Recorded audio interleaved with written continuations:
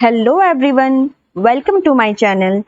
आज के लेक्चर में हम सबसे पहले पढ़ेंगे स्पीड। तो इन जनरल स्पीड क्या होता है? स्पीड से हम क्या समझते हैं कि कोई भी ऑब्जेक्ट कितना फास्ट मूव कर रहा है या फिर कितना स्लो मूव कर रहा है।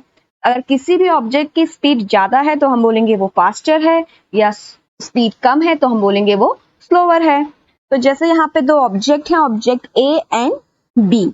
तो आपको दिख रहा है कि object A is faster than object B, तो हम बोलेंगे ए की स्पीड ज्यादा है ऑब्जेक्ट बी से। अब हम स्पीड को कैलकुलेट कैसे करेंगे? किसी भी ऑब्जेक्ट की स्पीड हम कैलकुलेट कैसे करेंगे? तो speed is the distance travel by an object in unit time. Unit time में किसी भी ऑब्जेक्ट ने कितना डिस्टेंस ट्रेवल किया है वही होती है हमारी स्पीड। अब इसको हम एक एग्जांपल से समझते हैं। सपोज यहाँ पे एक इनिशियल पोजीशन है P और फाइनल पोजीशन है Q। अब कोई किसी ऑब्जेक्ट को P पोजीशन से Q पोजीशन पे जाना है, तो सपोज उसने डिस्टेंस ट्रेवल किया है S डिस्टेंस, और कितने टाइम पे? T टाइम में। तो T टाइम में कितना डिस्टेंस ट्रेवल किया है? S डिस्टेंस ट्रेवल किया है। तो यूनिट टाइम में, यूनिट टाइम का मतलब होता है, यूनिट का मतलब होता है 1। तो यूनिट टाइम में उसने कितना डिस्टेंस ट्रेवल किया है? S upon T। तो यूनिट टाइम में जितना डिस्टेंस ट्रेवल किया है उसी को हम क्या बोलते हैं? स्पीड बोलते हैं। तो यहां से हमारा फॉर्मूला आ गया है, speed is equals to distance upon time. Speed को हम कैसे डिनोट करते हैं? स्पीड को हम जनरली v से डिनोट करते हैं। So v is equals to s upon t। यहाँ पे s है distance travel by an object and t is the time. तो स्पीड की SI यूनिट क्या होती है? Metre per second. अब मीटर पर सेकेंड कैसे होती है? डिस्टेंस की SI यूनिट क्या होती है? मीटर होती है, और टाइम की क्या होती है? सेकेंड होती है। और स्पीड की क्या हो जाएगी? Metre per second. और अदर यूनिट्स क्या होंगी इसकी? सेंटीमीटर पर second and kilometre per hour. Now speed is a scalar quantity. Scalar quantities क्या होती हैं? जिनके पास सिर्फ और सिर्फ मैग्नीट्यूड होता है। तो स्पीड भी एक स्केलर क्वांटिटी है और इसके पास सिर्फ और सिर्फ मैग्नीट्यूड होगा। अब मैग्नीट्यूड हमेशा क्या होता है? पॉजिटिव होता है। मैग्नीट्यूड हमेशा पॉजिटिव होता है, इसलिए स्पीड भी हमेशा क्या होगी? पॉजिटिव होगी। अब यहाँ पे नोट्स हैं, जिसमें पहला है, in case of uniform motion speed of an object is always constant. अब यूनिफॉर्म मोशन क्या होता है ये हम अपने प्रीवियस लेक्चर में पढ़ चुके हैं, तो जिन्होंने नहीं पढ़ा है उसका लिंक मैं डिस्क्रिप्शन में दे दूंगी, आप लोग जाइए और प्लीज पहले वो लेक्चर पढ़िए। तो यूनिफॉर्म मोशन क्या होता है? यूनिफॉर्म मोशन में इक्वल डिस्टेंस ट्रेवल किया जाता है in equal interval of equal distance travel in equal interval of time. अब in case of uniform motion speed of an object is always constant. अब यहाँ पे एक वर्ड आया है constant। अब constant से आप क्या समझते हैं? constant quantities ऐसी quantities होती हैं जो टाइम के साथ चेंज नहीं होती हैं, that doesn't change with time. जो टाइम के साथ चेंज नहीं होती है, ऐसे क्वांटिटीज को हम कांस्टेंट बोलते हैं। तो चलिए इसको हम एक एग्जांपल से समझते हैं। सपोज हमारे पास एक ऑब्जेक्ट है, ऑब्जेक्ट ए, और यहाँ पे एक रेफरेंस पॉइंट है O। सो हम इस ऑब्जेक्ट की पोजीशन को ऑब्जर्व करेंगे with respect to this reference point. अब हमने suppose t is equals to 1 second में देखा, तो इसकी पोजीशन अभी भी यहीं पे है। आफ्टर 5 मिनट हमने देखा तो अभी भी इसकी पोजीशन यहीं पे है। आफ्टर 1 आवर देखा तो अभी भी इसकी पोजीशन यहीं पे है। तो जैसे जैसे हम टाइम बढ़ा रहे हैं, हम देख रहे हैं कि इस ऑब्जेक्ट की पोजीशन चेंज नहीं हो रही है। दैट मीन्स कि इसकी डिस्टेंस रेफरेंस पॉइंट से इसकी डिस्टेंस चेंज नहीं हो रही है। तो दैट मीन्स हम यहाँ पे बोलेंगे कि इस ऑब्जेक्ट की डिस्टेंस यहाँ पे क्या है? कांस्टेंट है। तो ऐसी क्वांटिटीज जो टाइम के साथ चेंज नहीं हो रही हैं, ऐसी क्वांटिटीज जो टाइम के साथ चेंज नहीं होती हैं, तो उन्हें हम कांस्टेंट क्वांटिटीज बोल रहे हैं। तो इस केस में, इस एग्जांपल में डिस्टेंस क्या है? कांस्टेंट है। अब यहाँ पे एक कार है और डिफरेंट पोजीशन है O, A, B and C। तो जब ये कार O से A ट्रेवल कर रही है तो 8 मीटर का डिस्टेंस ट्रेवल कर रही है और कितने टाइम में ट्रेवल कर रही है? 4 सेकंड में ट्रेवल कर रही है। और जब A से B ट्रेवल कर रही है तो भी 8 मीटर का डिस्टेंस ट्रेवल कर रही है और टाइम कितना लिया है? अभी भी 4 सेकंड का टाइम लिया है। और जब B से C ट्रेवल कर रही है तो भी कितने टाइम में ट्रेवल कर रही है? 4 सेकंड में ट्रेवल कर रही है। और कितना डिस्टेंस ट्रेवल किया है? 8 मीटर का डिस्टेंस ट्रेवल किया है। तो इस केस में आपको दिख रहा है कि जब हम O से C तक ट्रेवल कर रहे हैं तो ये कार इक्वल डिस्टेंस ट्रेवल कर रही है in equal interval of time. तो इक्वल इंटरवल कितने का है? 4 सेकंड का इंटरवल है। और कितना डिस्टेंस ट्रेवल कर रही है हर इंटरवल में? 8 मीटर का डिस्टेंस ट्रेवल कर रही है। तो हम ये बोलेंगे कि ये एग्जांपल किसका है? यूनिफॉर्म मोशन का है। अब यहाँ पे हमें पता है कि यूनिफॉर्म मोशन में स्पीड कांस्टेंट होती है। तो देखते हैं कि स्पीड कांस्टेंट इसकी आती है या नहीं आती है। तो हम स्पीड निकालेंगे। तो स्पीड पहले हम O से A तक अगर हम अपनी स्पीड निकालेंगे तो V इज इक्वल्स टू क्या होता है? डिस्टेंस अपॉन टाइम होता है फॉर्मूला। तो यहाँ पे डिस्टेंस कितना ट्रेवल किया है? 8 मीटर का डिस्टेंस कितने टाइम में? 4 सेकंड में। तो कितना स्पीड होगी इसकी? 4 मीटर पर सेकंड। सिमिलरली A से B ट्रेवल करने में स्पीड कितनी होगी? 8 मीटर का डिस्टेंस ट्रेवल किया है 4 सेकंड में, अगेन स्पीड इज 2 मीटर पर सेकंड। देन B से C ट्रेवल करने में स्पीड कितनी है? 8 is the distance, 4 is the time. So speed is 2 metre पर सेकंड। तो यहाँ पे आया O से A में भी 2 मीटर पर सेकंड, A से B में भी 2 मीटर पर सेकंड और B से C में भी 2 मीटर पर सेकंड की स्पीड से ये कार मूव कर रही है। तो यहाँ पे आपको दिख रहा है कि ये स्पीड क्या है? कांस्टेंट है। O से C तक जाने में ये 2 मीटर पर सेकंड की स्पीड से चल रही है। तो यहाँ पे हम देख रहे हैं जैसे जैसे हम टाइम इंक्रीज कर रहे हैं स्पीड हमारी कांस्टेंट है। तो यूनिफॉर्म मोशन में हम ये देखते हैं कि हर एक पॉइंट पे हमारी स्पीड कांस्टेंट रहती है। अगर मैं यहाँ पे बीच में कोई एक पॉइंट लूं P, तो अगर यहाँ पे स्पीड कोई पूछेगा तो यहाँ पे भी स्पीड, इस कार की स्पीड क्या होगी? 2 मीटर पर सेकंड होगी। अगर बीच में यहाँ पे कहीं पे पूछ लिया तो भी 2 मीटर पर सेकंड होगी। किसी भी पॉइंट में अगर यहाँ पे पूछ लिया तो भी 2 मीटर पर सेकंड होगी।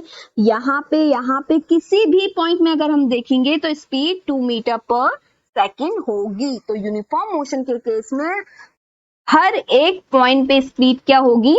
कांस्टेंट होगी। अब हमारा सेकंड पॉइंट है that in case of non uniform motion speed of an object is not constant, that is it is variable. अब वेरिएबल से क्या समझते हैं? वेरिएबल का means that is not constant, यानी कि this quantity change with time. Variables क्या होते हैं? ऐसी क्वांटिटीज जो टाइम के साथ चेंज होंगी उनको हम बोलेंगे वेरिएबल। अब नॉन यूनिफॉर्म मोशन से आप क्या समझते हैं? That unequal distance traveled in equal interval of time। ऐसे मोशन को हम क्या बोलते हैं? नॉन यूनिफॉर्म मोशन बोलते हैं। सपोज यहाँ पे कोई एक ऑब्जेक्ट है A और यहाँ पे रेफरेंस पॉइंट है O। तो यहाँ पे भी हम इसकी पोजीशन ऑब्जर्व करेंगे। तो हमने इनिशियली देखा कि इसकी पोजीशन है रेफरेंस पॉइंट से ये, फिर हमने देखा आफ्टर 1 आवर इसकी पोजीशन चेंज हो गई है यहाँ पे। देन आफ्टर 4 आवर हम देख रहे हैं कि इसकी पोजीशन चेंज हो गई है यहाँ पे। सो हम यहाँ पे ऑब्जर्व कर रहे हैं जैसे जैसे हमारा टाइम इंक्रीज कर रहे हैं इसकी पोजीशन चेंज हो रही है, इसकी पोजीशन चेंज हो रही है। दैट मीन्स यहाँ पे डिस्टेंस यहाँ पे क्या है? इस ऑब्जेक्ट का वेरिएबल है। दैट मीन्स ये टाइम के साथ वेरी कर रहा है, या फिर हम बोलेंगे ये कांस्टेंट नहीं है। एक ऑब्जेक्ट लेके चलेंगे कार को। अब जब ये कार O से A मूव कर रही है तो इसने कितना डिस्टेंस ट्रेवल किया है? 4 मीटर का डिस्टेंस ट्रेवल किया है। कितने टाइम में? 4 सेकंड में। और फिर A से B ट्रेवल करने में कितना डिस्टेंस ट्रेवल किया है? 12 मीटर का डिस्टेंस ट्रेवल किया है। कितने टाइम में? 4 सेकंड में। एंड B से C में कितना डिस्टेंस ट्रेवल किया है? 8 मीटर का डिस्टेंस ट्रेवल किया है। कितने टाइम में? 4 सेकंड में। तो यहाँ पे आपको दिख रहा है the time interval is equal time interval में डिस्टेंस क्या है, अनइक्वल है। यहाँ पे 4 मीटर है, देन 12 मीटर, देन 8 मीटर, तो unequal distance travel in equal interval of time में। तो ये एग्जांपल है नॉन यूनिफॉर्म मोशन का। तो इस केस में हम स्पीड देख लेते हैं, स्पीड कितनी आएगी जब हम O से A मूव कर रहे हैं, तो स्पीड कितनी होगी, distance is 4 and time is 4, 1 metre per second. A से B जब हम ट्रेवल कर रहे हैं तो स्पीड कितना है, 12/4 यानी कि 3 मीटर पर सेकेंड। और B से C जब हम ट्रेवल कर रहे हैं तो स्पीड कितनी है, distance is 8 and time is 4, तो 2 मीटर पर सेकेंड। तो O से A में है 1 मीटर पर सेकेंड, A से B में है 3 metre per second and B से C में है 2 मीटर पर सेकेंड। तो यहाँ पे दिख रहा है कि जैसे जैसे हम टाइम इंक्रीज कर रहे हैं स्पीड चेंज हो रही है, दैट मीन्स कभी इंक्रीज हो रही है कभी डिक्रीज हो रही है, स्पीड कांस्टेंट नहीं है। तो यहाँ पे हमारा ये पॉइंट प्रूफ होता है that in case of non uniform motion speed of an object is not constant, it is a variable. अब पहले यूनिफॉर्म मोशन में तो हमने बोला था कि हर एक पॉइंट पे स्पीड कांस्टेंट रहेगी, बट यहाँ पे अगर हम होल जर्नी की बात करें O से लेके C तक, तो इसकी स्पीड क्या होगी। अगर आप बोलेंगे कि मैम 1 मीटर पर सेकंड होगी, नहीं, 1 मीटर पर सेकंड तो सिर्फ O से A में है। और अगर 3 मीटर पर सेकंड बोलेंगे तो भी नहीं होगी 3 मीटर पर सेकंड, क्योंकि वो A से B में है। बट हम यहाँ पे बात कर रहे हैं होल जर्नी की। होल जर्नी मीन्स O से C तक, O से C तक अगर हम स्पीड निकालेंगे तो स्पीड क्या होगी, O से C तक ना 1 होगी, ना ही 3 होगी, ना ही 2 होगी। तो ऐसे केस में हम स्पीड कैसे निकालेंगे, तो इस केस के लिए एक टर्म होता है एवरेज स्पीड। जहां पे स्पीड कांस्टेंट नहीं होती है तो उन केसेस में हम एवरेज स्पीड निकालते हैं। तो एवरेज स्पीड हम कैसे कैलकुलेट करते हैं, average speed of an object is the total distance divided by total time taken. So average speed का फॉर्मूला क्या होगा, total distance travel divided by total time taken. अब हम अगर प्रीवियस एग्जांपल जो था अगर हम उसको लें कि suppose O A B and C, so time interval कितने का था, 4 सेकंड का टाइम इंटरवल था एंड डिस्टेंस यहाँ पे 4 मीटर, यहाँ पे 12 मीटर और देन यहाँ पे 8 मीटर डिस्टेंस थी। स्पीड कितनी निकल के आई थी, O से A में m metre per second, A से B में 3 metre per second and B से C में 2 मीटर पर सेकेंड। अगर हम यूनिफॉर्म मोशन की बात करते हैं तो यूनिफॉर्म मोशन में हमने देखा तो होल जर्नी एक कांस्टेंट स्पीड से ट्रेवल करती है, तो हर एक पॉइंट पे उसकी स्पीड सेम वही रहती है। But in case of non uniform motion जो होल जर्नी ट्रेवल की गई है उसको हम एवरेज स्पीड से डिफाइन करते हैं। और इस केस में हम इस एग्जांपल से हम देखेंगे कि एवरेज स्पीड कैसे कैलकुलेट करते हैं। So average speed is the total distance travel. तो टोटल डिस्टेंस कितना ट्रेवल किया गया है, क्या हो गया 4 + 12 + 8, तो टोटल डिस्टेंस यहाँ पे कितना ट्रेवल किया गया है 24 मीटर। और टोटल टाइम कितना है, टोटल टाइम कितना लिया गया है, टोटल टाइम हो गया 4 + 4 + सेकेंड। तो एवरेज स्पीड क्या हो गई, total distance travel 24 upon total time is 12, सो कितनी निकल के आई 2 मीटर पर सेकेंड। तो एवरेज स्पीड हमारी निकल के आ गई 2 metre per second. That means अब आप यहाँ पे देखेंगे कि जब इस पॉइंट की बात करेंगे, इस होल ये पूरी होल जर्नी की एवरेज स्पीड निकल के आई है 2 मीटर पर सेकेंड। बट अगर हम बात करें इस पॉइंट में, तो क्या इस पॉइंट की स्पीड, यहाँ पे ध्यान देना मैं स्पीड की बात कर रही हूं, इस पॉइंट की स्पीड क्या एवरेज स्पीड के इक्वल है, नहीं, इस पॉइंट की स्पीड एवरेज स्पीड से कम है। अब मैं यहाँ पे बात करूं इस पॉइंट की क्या स्पीड एवरेज स्पीड के इक्वल है, नहीं, इस पॉइंट पे स्पीड जो है दैट इज 3 मीटर पर सेकंड वो एवरेज स्पीड से ज्यादा है। बट अगर मैं पॉइंट यहाँ पे लूं, एक पॉइंट यहाँ पे लूं, तो इस पॉइंट पे अगर मैं बोलूं कि स्पीड कितनी है 2 मीटर पर सेकंड है और ये एवरेज स्पीड के इक्वल है, तो हमें यहाँ से ये पता चल रहा है कि होल जर्नी में किसी पॉइंट पे स्पीड एवरेज स्पीड से कम भी हो सकती है किसी दूसरे पॉइंट पे, उससे ज्यादा भी हो सकती है और उसके इक्वल भी हो सकती है। तो होल जर्नी में एवरेज स्पीड क्या होगी, that is 2 metre per second. हर एक पॉइंट पे एवरेज स्पीड सेम नहीं रहेगी, बट अगर हम उसकी स्पीड की बात करेंगे तो जरूरी नहीं है कि इसकी स्पीड वहां पे उसकी एवरेज स्पीड के इक्वल हो। तो आई होप कि आपको स्पीड और एवरेज स्पीड का कॉन्सेप्ट समझ में आ गया होगा। In case of uniform motion हम स्पीड की बात करते हैं, बट जहां पे यूनिफॉर्म मोशन आ जाता है वहां पे हम एवरेज निकालते हैं, किसी भी स्पीड का एवरेज निकालते हैं। अब हम एनसीईआरटी के कुछ क्वेश्चंस देख लेते हैं। तो एनसीईआरटी का फर्स्ट क्वेश्चन है, an object has move through a distance, can it have zero displacement? If yes, support your answer with an example. तो किसी एक ऑब्जेक्ट ने कुछ डिस्टेंस ट्रेवल किया है, तो ये हमसे पूछ रहा है क्या उसके पास जीरो डिस्प्लेसमेंट हो सकता है? अगर हो सकता है तो उसको एग्जांपल से एक्सप्लेन कीजिए। तो यस, इसका आंसर होगा yes, it can, an object can have zero displacement. अब जीरो डिस्प्लेसमेंट कब होता है ये हम पहले पढ़ चुके हैं, जब किसी भी ऑब्जेक्ट की इनिशियल और फाइनल पोजीशन सेम होती है, उस केस में डिस्प्लेसमेंट क्या होता है, जीरो होता है। तो चलिए इसको हम 3 एग्जाम्पल है यहाँ पे, उससे हम एक्सप्लेन करते हैं। तो इसका आंसर तो है यस। तो पहला एग्जाम्पल है, सपोज यहाँ पे एक ऑब्जेक्ट है और ये इस पोजीशन ए से बी की तरफ को मूव कर रहा है। तो आपको दिख रहा है यहाँ पे ए से बी की तरफ को इसने मूव किया, देन अगेन ये रिटर्न हो रहा है बी से ए की तरफ को। तो इसकी इनिशियल पोजीशन भी क्या है, ए है, और फाइनल पोजीशन भी क्या है, ए है।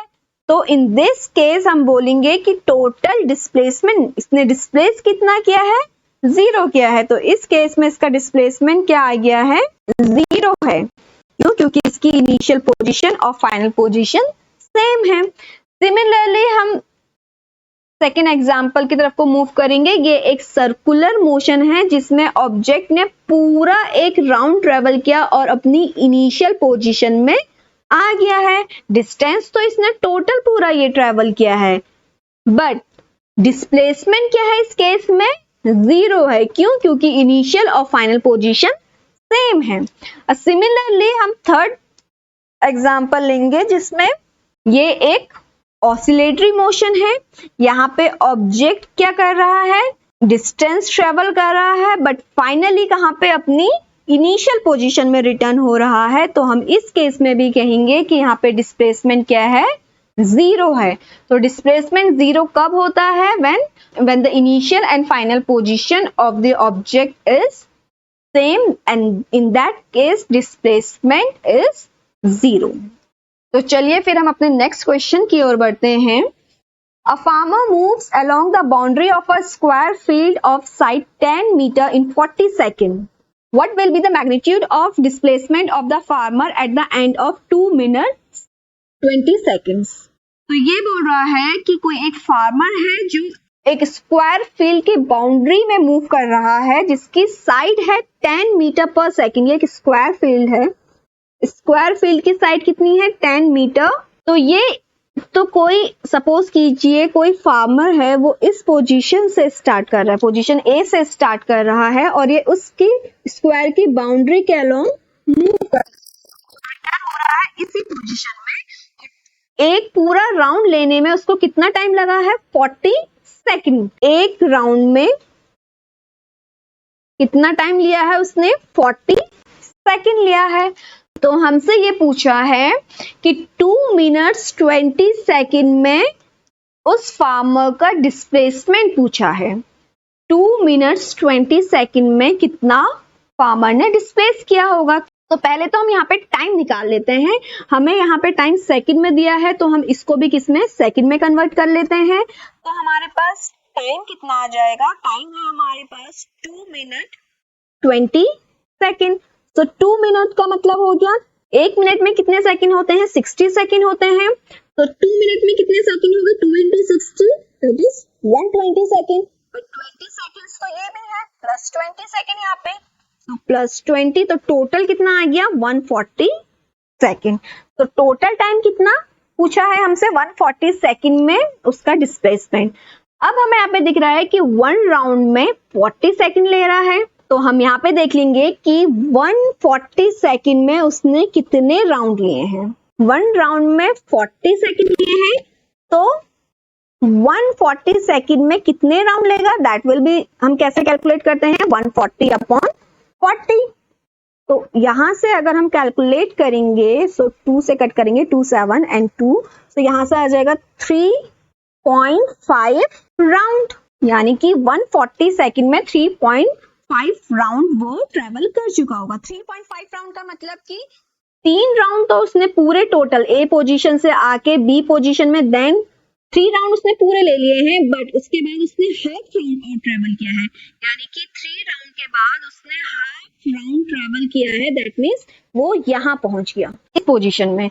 तो अब टोटल डिस्टेंस तो हो गया, उसने 3.5 राउंड ट्रेवल किए हैं, बट डिस्प्लेसमेंट हम कैसे निकालते हैं, displacement is the shortest distance travel. तो शॉर्टेस्ट डिस्टेंस क्या होगा, ए से लेके बी की तरफ को, this is the shortest distance, जो कि होगा उसका डिस्प्लेसमेंट।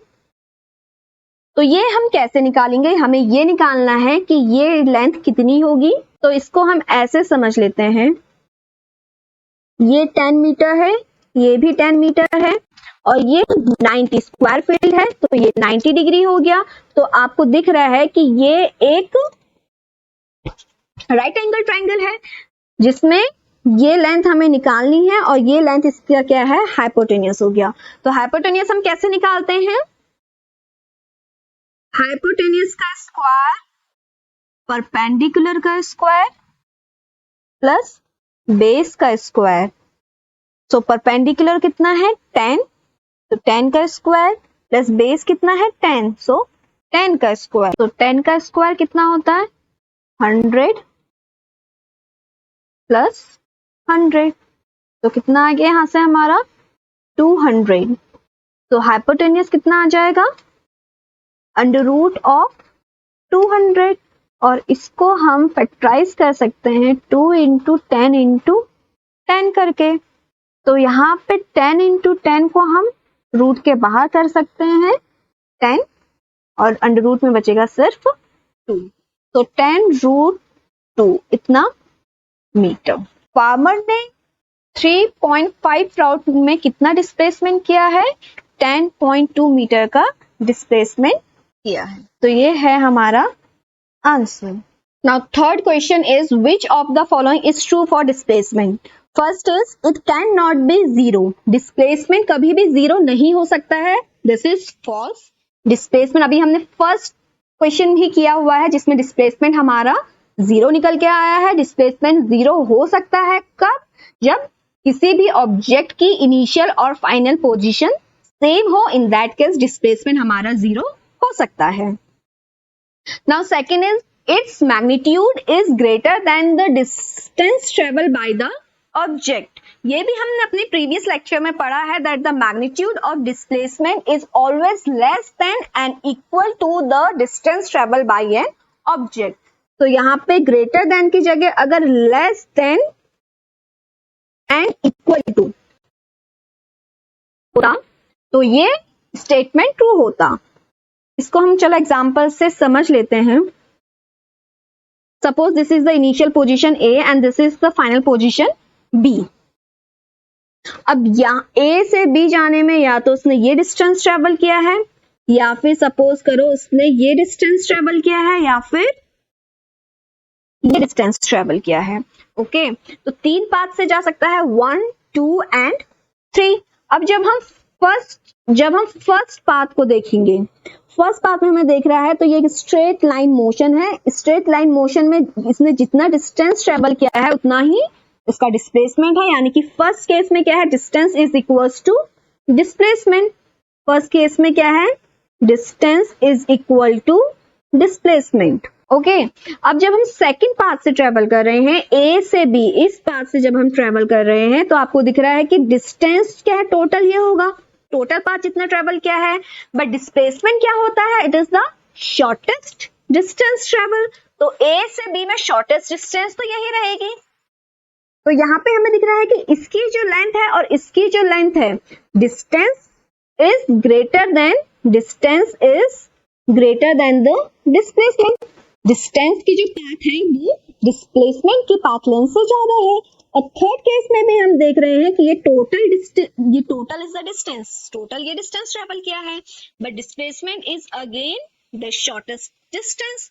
तो यहाँ पे टोटल जो डिस्टेंस है that is greater than the displacement. तो यहां से हमें मिला कि the magnitude of displacement is always less than and equals to the distance travel by an object. तो ये वाला स्टेटमेंट हमारा फॉल्स हो गया। तो चलिए आज के लिए हम इतना ही पढ़ते हैं। आई होप कि आपको ये लेक्चर समझ में आया होगा। प्लीज मेरे चैनल को लाइक करें, सब्सक्राइब करें एंड शेयर करें। Thank you.